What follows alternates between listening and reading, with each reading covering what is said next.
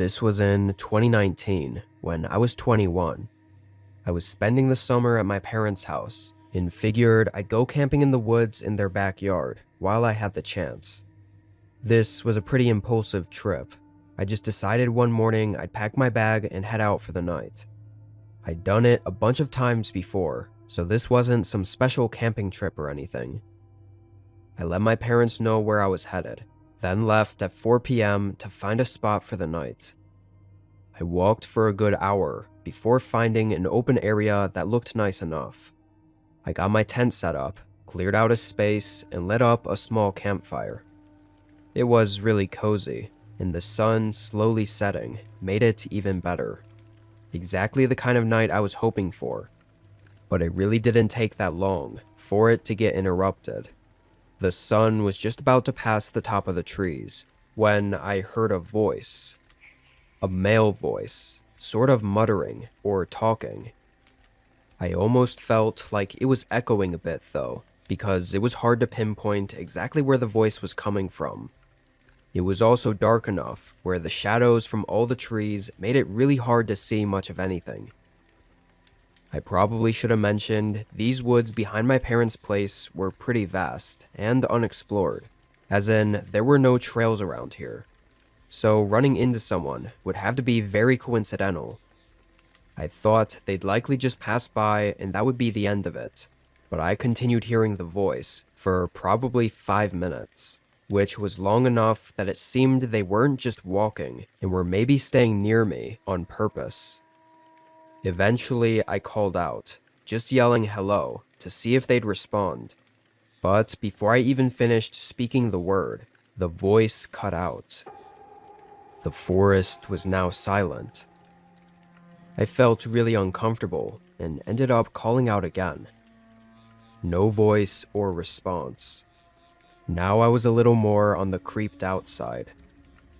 With only 20 or 30 minutes left of the thin layer of sunlight, I decided I would just move spots. No need to stay there and be creeped out all night and let it ruin my experience. Within a couple minutes, I was heading back into the trees and looking for another place to call home for the night.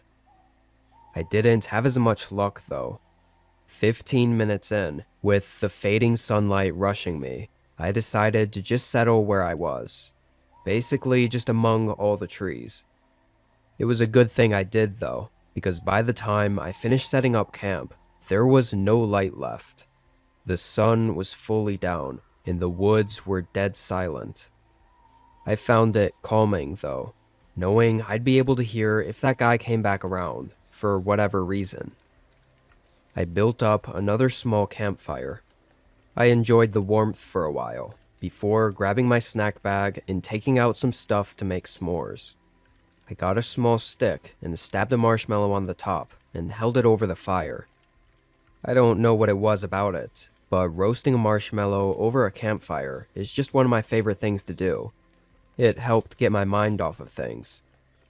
I made a few s'mores and hung around the fire for a good long while, several hours at least. It was pretty late by then, and I was letting the fire begin dying out. It was still somewhat bright, but only half as much as it was before.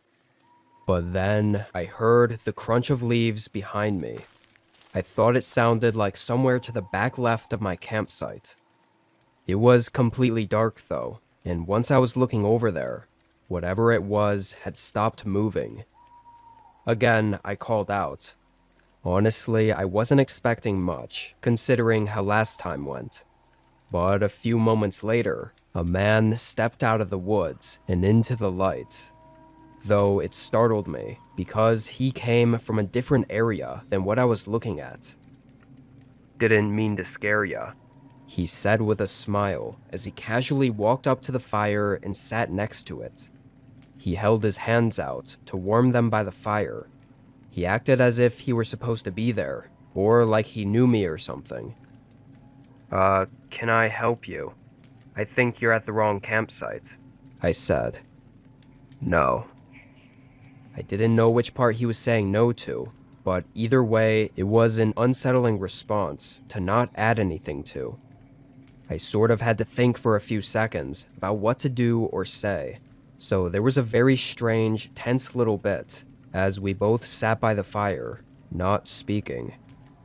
It got so tense that I sort of just asked whatever came to mind, which in hindsight, I probably shouldn't have. Do you happen to be the one I heard talking out in the trees around my other campsite earlier? The man stayed looking at the fire, but his face visibly fell flat. Must have been someone else, he said with a much colder, monotone voice. Something was extremely off about all this, but I still didn't know how to get out of it without risking causing trouble. Before I was able to think too much about it, a stick cracked behind me. I looked back. It was from the same spot to the back left of the campsite. My heart sank. The man wasn't alone. Someone else was here. I turned and looked back toward the campfire. He was staring at me. To be perfectly honest, I don't even remember whether he was smiling or angry or what, because all I remember was the intense, cold, and dead look in his eyes. I instantly sprung up from my chair and made a dead sprint into the trees. I heard one of the men say something, clearly talking to the other in frustration, and momentarily I heard footsteps running up behind me. However, as I got deeper into the woods and into the darkness, I lost them. Having grew up in these woods as my backyard, I was still able to somewhat navigate through them and to the road, following it back to my parents' house. They called 911 for me. Long story short, I led a team of officers to the campsite in the morning. Everything was gone. I don't know if that makes things better or worse. On one hand, it could have meant they were just there to rob me. But on the other hand, it made it definite that they had bad intentions, so they really could have been trying to do anything. After all, one of them did chase me for a minute. Shouldn't surprise anyone to say I never went back in those woods behind my parents' house.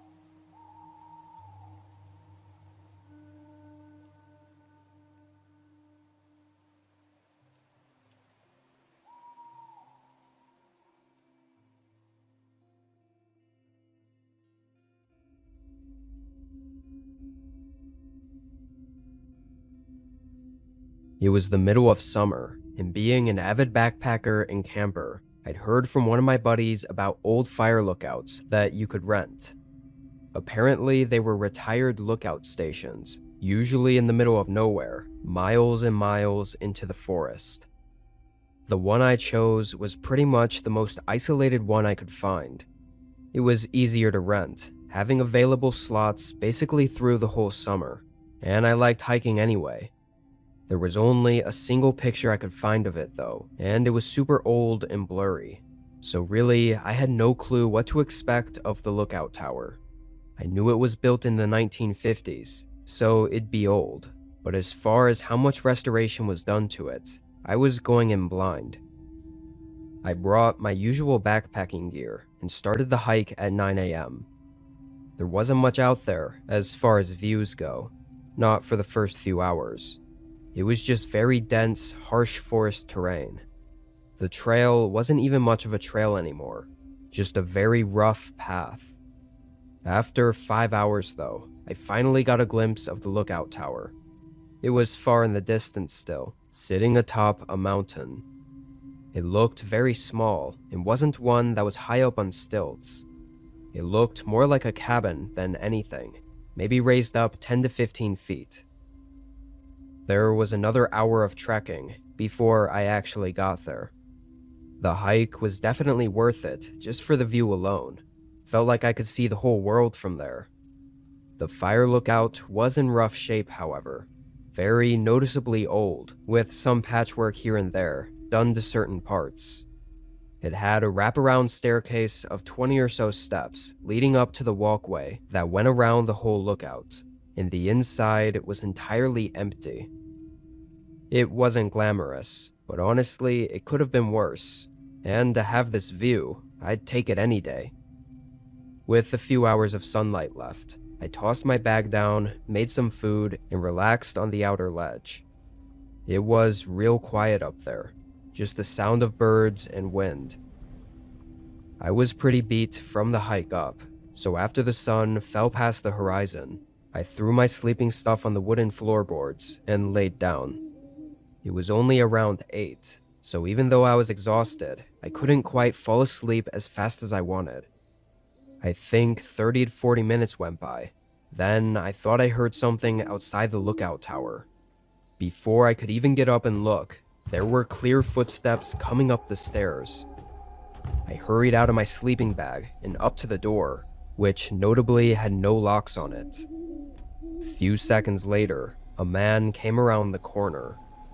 He was older, say late 40s, and had longish blonde hair. Somehow, he wasn't startled when he saw me, almost like he knew I was already up here. "Great place to stay a few nights, isn't it?" he said, grinning and walking up closer to me. I agreed, still a little nervous, and mentioned I booked it for the next 3 nights. I was already a little put off though, because I knew there was nothing else around here, so him being here while I was also here was really strange. I asked if he was camping around here. "Actually, I was hoping to be staying here tonight," he said, again with a grin. I wasn't sure how to respond to that, but I ended up just saying sorry. "Well, it looks like you've got enough room in there. I mean, it's just you here, right?" After hesitating for a second, I lied, saying a friend of mine was just a few minutes out, and that unfortunately we couldn't let him stay here with us.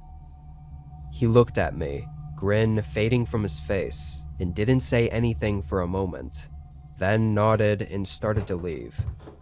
It wasn't until he turned around to head back down the stairs that I noticed he didn't have a backpack, no gear at all. Surely he had to have left his pack somewhere nearby.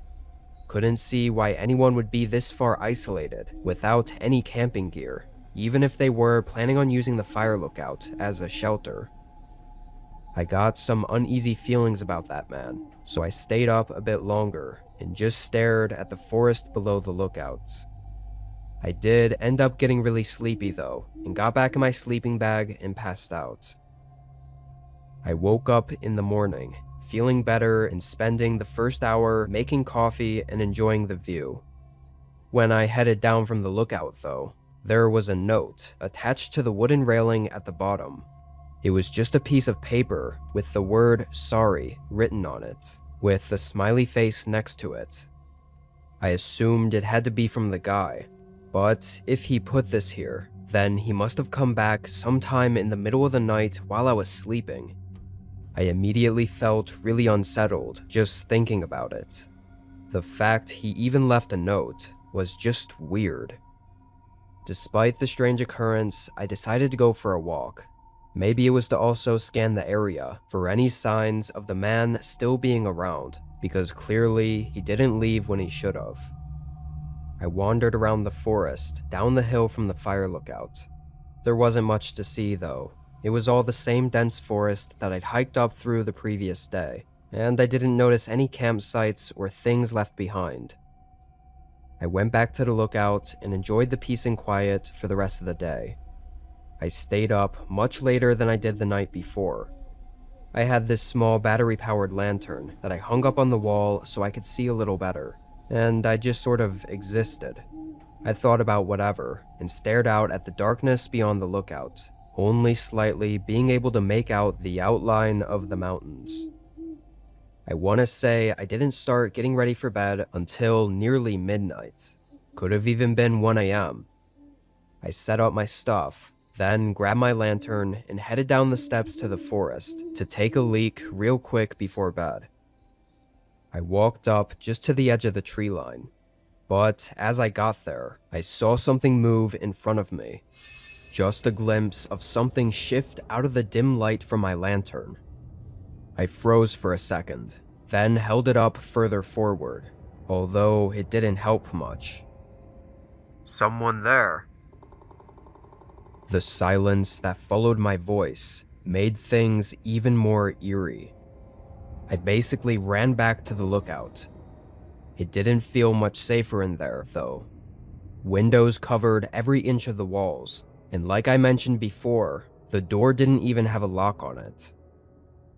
Part of me really wanted to leave, but heading out now while it was pitch black out, and with the trail being nearly non-existent, would probably be worse than just staying put. I kept the lantern hung up on the wall and looked out the windows at the forest below. It was really eerie knowing that with the light, if someone was out there, they could probably clearly see me in the window. Meanwhile, all I saw was darkness. I could see the bottom of the stairs though, so that's what I was focusing on, making sure nobody tried to come up. The longer I stayed there watching, the more this sense of unease started to fill my body. I didn't know what I was going to do, but I decided to pack up my stuff. At least then I could make a run for it if I had to. As I stuffed my backpack, I would stop every 30 seconds and go back up to the window to look out at the stairs, then continue packing, repeating this over and over until I finally got everything in my bag and ready to go. I set it up against the wall, then went back to the window. There was a man at the bottom of the stairs. He was standing right at the first step, staring at it, like he was just waiting there. I could only see part of him through all the railings, but I was sure it was the same man from yesterday. He had no backpack on and looked about the same height. I was beyond terrified. Why was he back? And why was he just standing there motionless at the bottom of the steps? What if he decided to come up again? Everything was making my mind race. I must have been at the window watching him for 2 whole minutes before the man finally moved. He took a couple steps back, pausing for a moment, then walked off. The way he went, though, was blocked off for me by the walkway, so I lost sight of him. And if he did keep walking in that direction toward the forest, it was too dark for me to tell. In the moment, I felt sure the man was stalking me, or at least keeping watch of me, and creeping up too close for comfort, especially in the middle of the night. It could have just been my gut telling me something, but I felt like if I stayed any longer, something really bad would happen. I waited a few minutes, then I grabbed my bag and quietly walked down the steps and to the surface below the lookout tower. I can't even describe how unnerved I was walking away from the tower and into the dark forest, knowing there was a chance the guy was still watching me and possibly following me into the trees. For that very reason, I kept my pocket knife open and in my hand the entire time. I walked for about 15 minutes, which was when the trail started to get a lot less defined, so I was forced to pull out my lantern. I hoped I was far enough that the man didn't follow and wouldn't be able to see the lights. The next 5 hours were exhaustingly unsettling. By then, the sun had come up though, and I was able to finish the hike and leave the forest. I think it's hard to fully put into perspective how horrifying those nights were. Something in me knew there was something bad about that man and his intentions. One thing I keep thinking back on is that I had told the man I booked the tower for 3 nights, which leaves no reason for him to have come back multiple times to check if I was there. It also means he likely thought I'd be there for the 3rd night.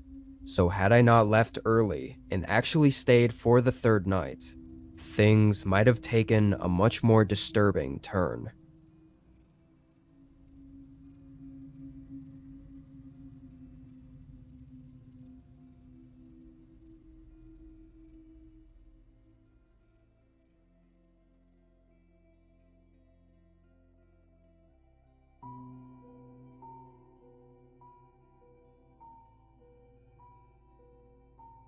I was driving from northern Montana all the way up to Alaska.